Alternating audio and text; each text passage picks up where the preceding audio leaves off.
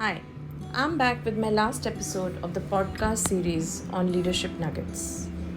The last 23 years of experience has helped me immensely to gather knowledge and expertise on leadership. Today, as I speak as Momita, your executive coach, I feel proud to share some leadership success stories or mantras of people just like you and me. While the first episode focused on power of you and the second on power of people, ultimately it's the power of leader that people remember in the long run. So what is this power of leader? In simple terms, it can also be explained as executive presence or claiming leadership presence. The best part being it's not always hierarchical driven. Take a moment, close your eyes, and visualize your role model or your mentor whom you look up to. What is so special about him? He looks as human as you, but there's a different spark in his eyes.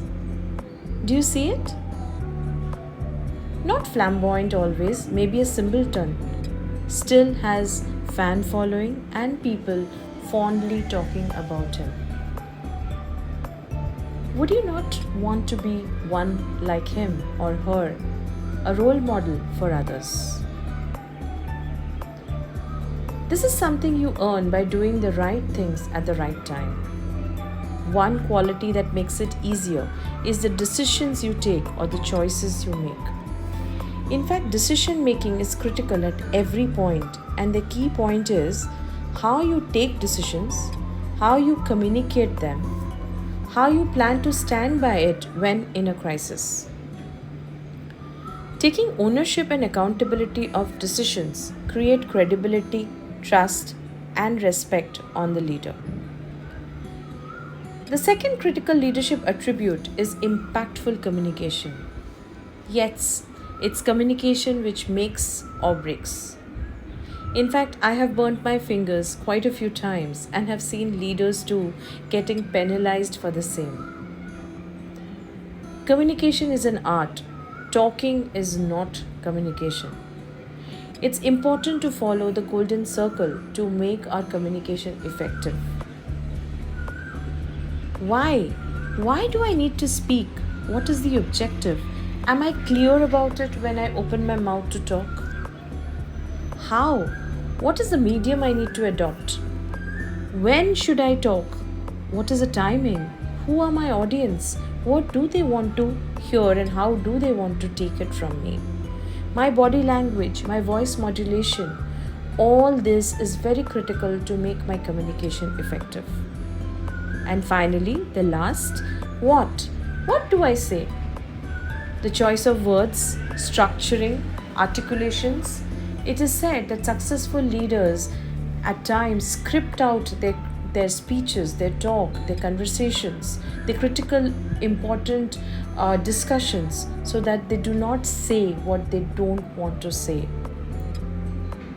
As a communication coach, I have seen that just by mastering the art of communication, some leaders have jumped the ladder much earlier in life than some talented peers of theirs. It's important to talk well, look well, and behave well with utmost authenticity. By doing so, you demonstrate respect to your audience. Being genuine and honest does not need one to be rude or blunt.